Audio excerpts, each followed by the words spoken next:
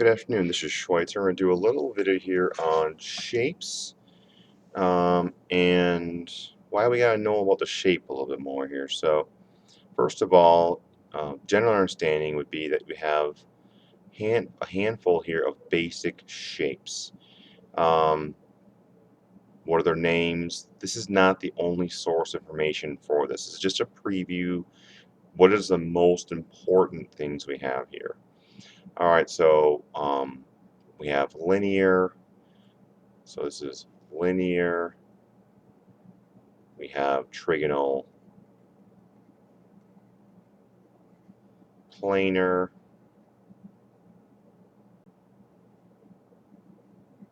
we got tetrahedral.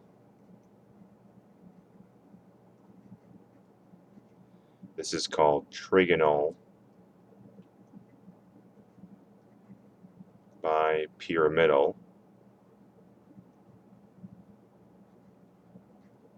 and octahedral. We'll walk through these in class pretty detailed, and there's other resources for this, but this is just your basic shapes. Yeah, you kind of want to know the basic shape. So let's move along here. Let's see what we got next here. It says, how do I know if a molecule is symmetrical? That's really important. What do I absolutely need to know about shapes? Are there any shortcuts to these things? So first of all, let's kind of look at this one first here. I would say that the first three shapes and their derivatives, you might say, what the ones make off of those, the linear, the trigonal planar, and then the tetrahedral. These, we'll review them in a moment here, but these three shapes, so it's linear, tetrahedral, we have the bent one, we have the trigonal pyramidal, and we have the another bent one. Again, if that's something that's not familiar to you yet, then that's fine. But these are just the first couple of shapes, and this is about 80% of our shapes.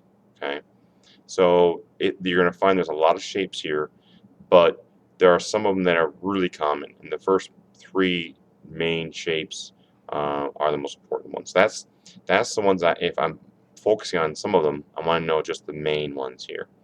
Are there any shortcuts to shapes? Okay, so there is a little bit of a shortcut here.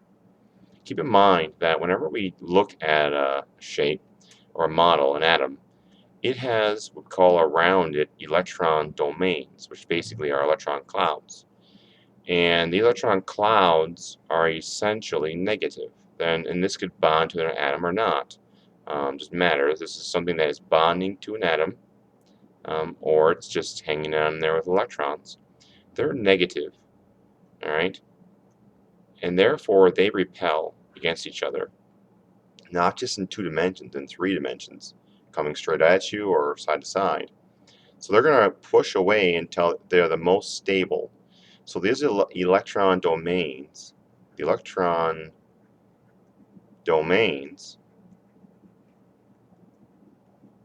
are always symmetrical.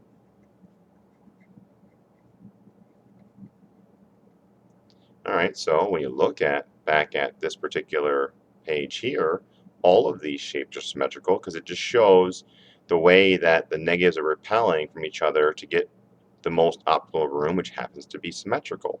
So they're always symmetrical. So how do you get to be asymmetrical? Well, all you do is this is the shortcut. Okay, it's not 100%. There are a couple of exceptions to this. You have your central atom, and it's linear.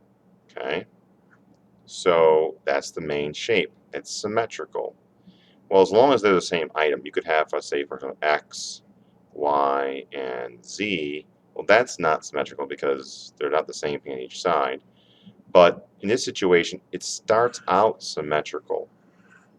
But if I take this out and put an unbounded pair in here, now all I have here is this one here, let's just say filled in here means it's empty. So we'll have this, so there's a difference here between, let's say, bonded, fill it in nicely. This is bonded, so this one's bonded, and we'll go empty would be non-bonded. So you gotta understand that this area here, this bond, this electron domain, can either be bonded or non-bonded. So if it's bonded, that means there's something there. If it's non-bonded, there's nothing there. So that's not symmetrical. Okay, as long as this shape, this is a symmetrical shape. So as long as there's something bonded to each electron domain, okay, then we are going to be also going to be symmetrical. What happens when we get unsymmetrical really is when we have a non-bonded pair. So that would look like this. Now this one's got 3 electron domains, one here, and one here. So these are electron domains. 1, 2, 3. But 2 of them are bonded, let's say, and one of them's not. So now we have what's not bonded about it? Well, it has an empty pair of electrons here instead of having an atom coming in here and bonding here. So now we have a lopsided situation. So we know it's not symmetrical because it started out symmetrical. If it starts out symmetrical, removing a section of it is going to make it asymmetrical. And we call this one bent, by the way. It's the name of it's bent. So essentially, a shortcut to this thing is that if you have an empty pair of electrons on here, then likely your original, well, not likely, your original structure was symmetrical, therefore you're missing a piece of it, and now you're not symmetrical. So this is asymmetrical, and this is asymmetrical. Now there is a couple of exceptions to this, but not much. So anytime you have an unbounded pair in the middle, likely means that we're no longer symmetrical. Alright, so moving along here. What's the difference between molecular shape and electronic shape? So again, we have an atom in the center, and it could be bonded to an atom, like so. Okay, and we could maybe make this thing, now I could draw like this. Okay, this is a good point too. This thing is got 3 things at the center. So this thing is not always showing the exact shape. Okay, so this a better way to show it like this, trigonal planar. Okay, this is trigonal planar is the name of my shape. All right, well, what's the molecular shape? What's the electronic shape? The molecular shape would only be involving the molecules. That's the bonded ones. So this guy here and these 3 guys here, again, I drew it as a 90 degrees, but it's not 90 degrees. Okay. In this situation, there are 3 electron domains, and we're on 2 and 3. Well, in that case, this thing is trigonal planar, just like that. What's the electronic shape? Well, just essentially, we don't care where it's bonded or if it's not bonded. I got 1, 2, 3 domains on trigonal planar. So the electronic shape and the molecular shape, in this case, happen to be the same. How do you get one where it's not the same? Well, if I have only 2 bonded here, and this one is unbonded, okay, so an empty spot, I can just have an empty circle here. It's still following, this X still feels 3 things off the center. Just turns out that one of them's missing. So I still have an electronic shape of 3 things off the center, and therefore it's still trigonal planar. Okay, that's my electronic shape. But my molecular shape is dealing only with the atoms here, and that's only dealing with 2 of them. And this guy's name is bent. Okay, so again, its electronic shape is the shape of all electron domains. Molecular is the shape of just the atoms. And I'm going to leave this page for a different set. We have our first 3 shapes. Those are the main ones.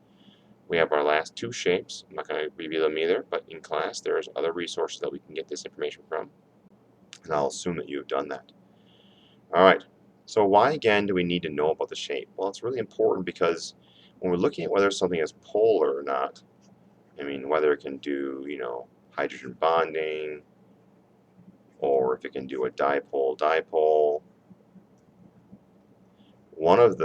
depending on the thought process you go through, some people start with symmetry. If you're symmetrical, which you can very well be, then immediately you have a dipole moment of 0. Dipole moment equals 0. And therefore, your only possible type of bonding pattern is London dispersion forces. That's it.